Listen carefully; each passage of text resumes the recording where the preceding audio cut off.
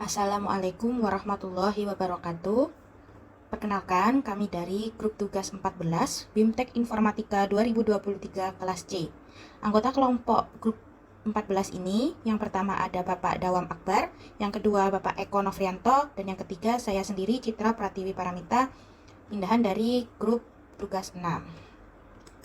Di sini kami akan mengerjakan kolaborasi penyelesaian proyek modul 2, penguatan kompetensi elemen informatika, analisis data. Jadi di sini kami telah membuat tabel deskripsi tugas proyek AD, di mana judulnya adalah tabungan sampah di sekolah. Saya sampaikan kembali bahwa pada proyek ini, kasusnya siswa SMP Merdeka dibiasakan memilah sampah di rumah masing-masing. Kemudian setiap hari Sabtu, selama 3 bulan berturut-turut, hari Sabtu keempat mereka selalu membawa sampah kardus bekas dan botol plastik untuk ditabungkan ke sekolah. Bendahara kelas bertugas mencatat sampah yang disetorkan oleh siswa. Di sini, sampah yang telah disetorkan oleh siswa dihargai untuk kertas kardus bekas 3.000 per kilo, untuk botol plastik 2.500 per kilo. Kemudian, siswa akan mendapatkan predikat berdasarkan jumlah tabungan yang telah dikumpulkan. Siswa akan mendapatkan predikat gold apabila tabungannya lebih dari 500.000. Kemudian siswa akan mendapatkan predikat silver apabila tabungannya antara 200.000 sampai 500.000. Yang ketiga, siswa akan mendapatkan predikat bronze apabila tabungan sampah siswa senilai kurang dari 200.000. Di sini, kami diminta untuk membantu bendahara kelas mencatat dan mengolah data sampah yang disetorkan oleh siswa selama 3 bulan terakhir, di mana informasi yang diharapkan, pertama ada rata-rata setiap jenis sampah yang dikumpulkan seluruh siswa, yang kedua, jumlah uang yang ditabung setiap siswa. Yang ketiga, predikat jumlah tabungan setiap siswa. Yang keempat, jumlah tabungan yang paling banyak. Yang kelima, jumlah tabungan yang paling sedikit. Yang keenam, rata-rata tabungan siswa. Dan tantangan yang terakhir, kita membuat rekapitulasi jumlah data siswa yang memperoleh tabungan dengan predikat gold, silver, dan bronze dengan petunjuk menggunakan fungsi concave. Dengan mengerjakan tugas ini, elemen informatika yang dapat kita pelajari atau yang terkait yaitu tentang berpikir komputasional, matematika, ekonomi, dan kewirausahaan. Jadi, jika dilihat di sini, lembar kerja yang dibuat harus berisi 1. Tabel data siswa dan sampah yang disetorkan, fungsi yang diletakkan pada sel yang sesuai, yang mana tadi ada 1-7.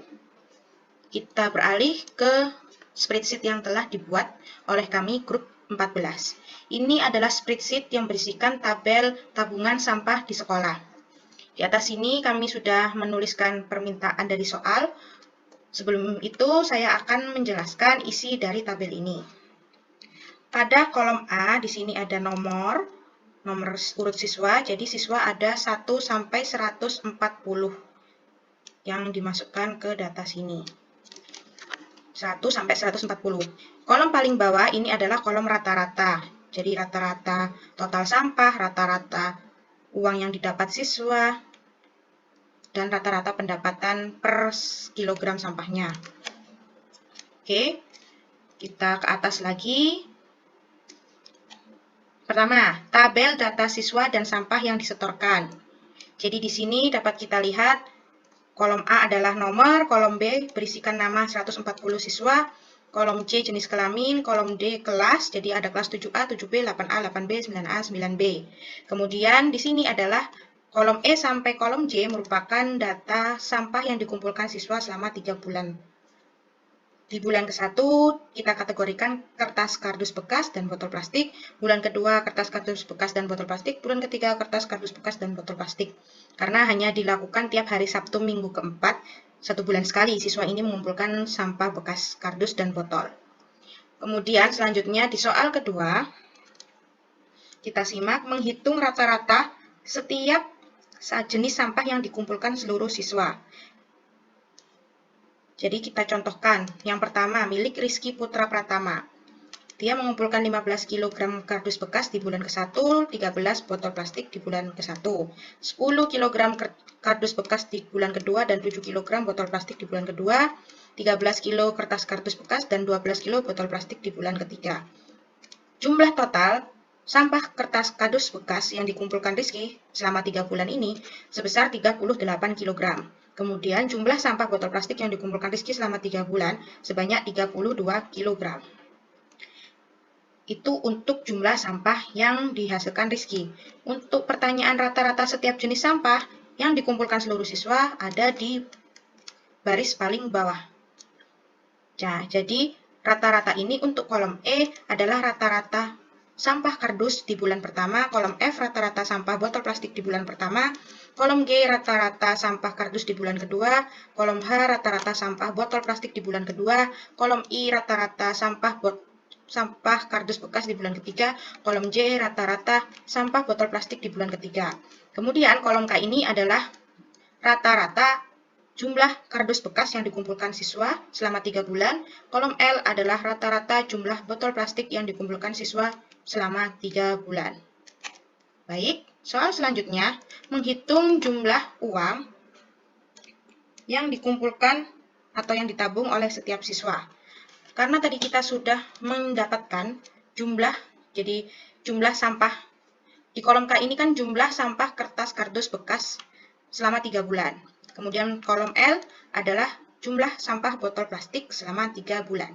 Di kolom M dan di kolom N merupakan harga sampah kardus bekas dan harga sampah botol plastik per kilogram. Jadi untuk menghitung jumlah tabungan siswa, kita harus menghitung pendapatan siswa dari menjual setiap jenis sampah. Contoh, untuk milik Rizky, siswa yang pertama, dia mendapatkan 38 kg kardus. Jadi di sini ada rumus sum dari kolom-kolom yang berisikan data kertas kardus bekas. Dari penjumlahan kolom E13, G13, dan I13 diperoleh jumlah kardus bekas yang dikumpulkan Rizky selama 3 bulan adalah 38 kilo. 38 kilo pada kolom K ini dikalikan dengan kolom M dengan konstanta harga kardus bekas tiap kilo sebesar Rp3.000. Diperolehlah hasil kardus bekas yang dijual Rizky selama 3 bulan ini didapatkan 114.000. Di sini ada rumusnya K13. K13 yaitu jumlah sampah kertas kardus bekas dikalikan dengan M13, 3.000, maka diperoleh 114.000. Fungsi K13 kali M13. Begitu pula dengan hasil penjualan sampah plastik diperoleh L13, yaitu jumlah sampah botol plastik, kolomnya 32 kilo milik Rizky dikalikan dengan kolom harga sampah botol plastik, yaitu kolom N13, sebesar 2.500. Maka diperoleh penghasilan Rizky menjual sampah botol plastik selama 3 bulan, yaitu 80.000. Sehingga berapa jumlah uang yang ditabung siswa? Salah satunya Rizky. Jumlah uang yang ditabung Rizky dalam 3 bulan dari penjualan sampah kardus bekas dan sampah botol plastik sebanyak 194.000. Jadi penjumlahan antara kolom O dan kolom P. Untuk setiap siswa maka dapat kita lihat pada kolom Q ini. Dari siswa pertama hingga 140. Ini adalah kolom jumlah uang yang ditabung setiap siswa. Kemudian soal selanjutnya menampilkan predikat tabungan setiap siswa. Menampilkan predikat, dapat kita lihat predikat yang diperoleh ada di kolom R. Contoh milik Rizky, siswa nomor 1. Dia mendapatkan predikat bronze. Mengapa demikian? Dapat kita lihat di rumus bahwa kita menggunakan fungsi if Q13 kurang dari 200.000, maka siswa mendapatkan bronze. Jika if Q13 kurang dari 500.000, dia mendapatkan silver, kemudian lebih dari 500.000, dia mendapatkan gold. Karena Rizky kurang dari 200.000 pendapatan tabungannya, maka dia mendapatkan bronze. Beda dengan siswa kedua yang mendapatkan jumlah uang tabungan lebih dari 500.000, dia mendapatkan gold. Oke, soal selanjutnya, menampilkan jumlah tabungan siswa paling banyak, menampilkan jumlah tabungan siswa yang paling sedikit, dan menampilkan rata-rata tabungan siswa. Kita dapat melihat di bagian atas. Jumlah tabungan terbanyak yang diperoleh sebanyak 664.000. Jadi siswa yang mendapatkan tabungan paling banyak, nilai tertingginya 664.000. Menggunakan fungsi max pada kolom Q. Jumlah uang yang ditabung siswa ini, Q, kolom Q, kita cocokkan rumusnya di sini. Fungsi sama dengan max Q13 sampai Q152 untuk mencari nilai terbanyak. Kemudian untuk mencari nilai tabungan yang paling sedikit, kita menggunakan fungsi min Q13 sampai Q152. Begitu pula dengan mencari rata-rata, kita masih menggunakan kolom Q dengan rumus average, yaitu rata-rata kolom Q13 sampai Q152, diperoleh nilai 412.000 sekian. Kemudian pada soal tantangan kita diminta menghitung jumlah siswa yang mendapatkan predikat gold, silver, dan bronze. Untuk mencari siswa dengan predikat gold, menjumlahkan totalnya kita menggunakan rumus count if.